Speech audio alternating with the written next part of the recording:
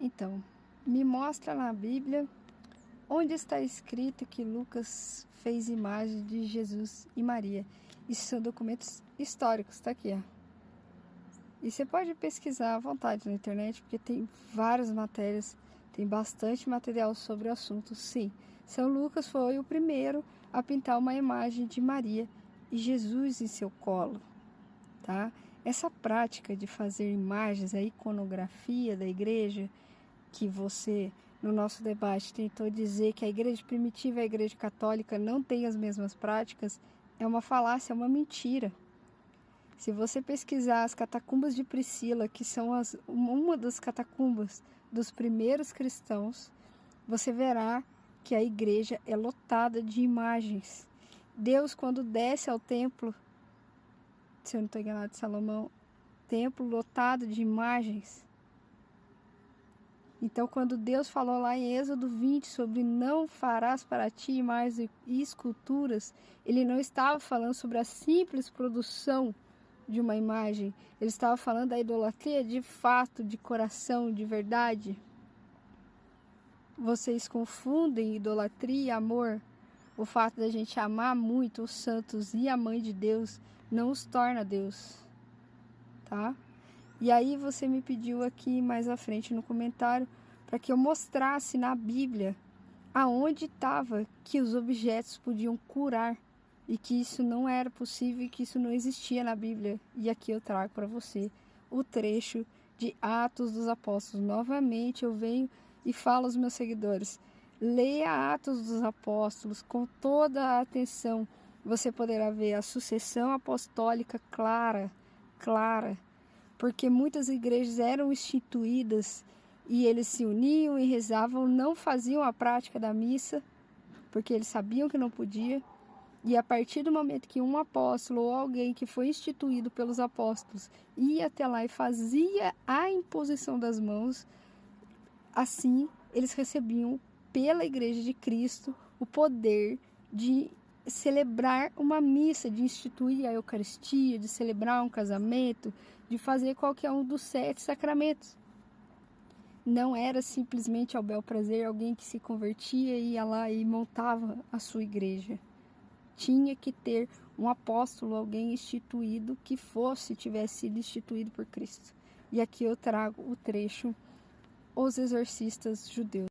Deus fazia milagres extraordinários por intermédio de Paulo, de modo que lenços e outros panos que tinham tocado o seu corpo eram levados aos enfermos e afastavam-se deles as doenças e retiravam-se os espíritos malignos.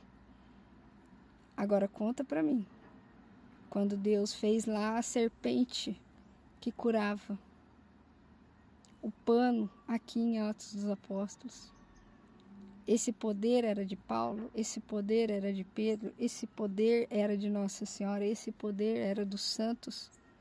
Não, mas era por intercessão deles. Foi através de Paulo, que o pano era tocado em Paulo, que a graça vinha até o fiel que tinha fé. Agora, sem entender a comunhão dos santos, como é possível entender que não há idolatria aqui? Nunca houve, nunca haverá, porque nenhum deles é Deus. Nenhum católico vai falar para você assim, ah, mas foi Paulo. Paulo tinha poder, Paulo não tinha poder. O poder era de Deus. Ele era um intercessor, assim como os santos são. Assim como Nossa Senhora é. Assim como você acredita que o seu pastor é um intercessor por você. Ah, mas eles estão mortos. Errado. Monte Tabor. Estão vivos. Atos dos Apóstolos, não é Apocalipse 12, se não me engano, em que fala que os santos estão vivos clamando, os mártires, clamando por justiça. Vamos adiante com o nosso debate. E aqui o vídeo vai ficar longo, mas eu preciso dizer mais uma coisinha. Jesus instituiu os apóstolos. A gente tem a Bíblia porque os apóstolos nos trouxeram a Bíblia. O que está escrito foi por eles.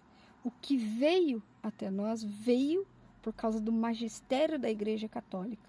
Porque a Igreja foi instituída por Cristo e veio sendo sustentada pelo magistério, pela tradição. Até então não tínhamos Bíblia. A Bíblia veio a ser formada na proximidade dos anos de 400.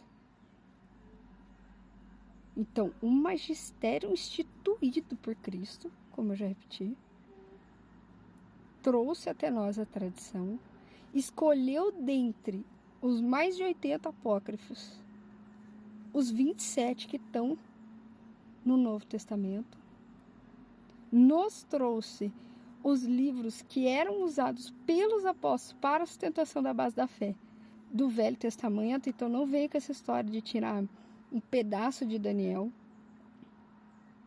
né? Porque Lutero foi lá e tirou um pedaço de Daniel. Peraí, estava meio inspirado então? Não existe isso. Ou está inspirado ou não está. E quem diz que está inspirado ou não é a igreja instituída por Cristo. Por isso a Bíblia ela é posterior à igreja e não ao contrário. O que dá veracidade à Bíblia é a Igreja Católica.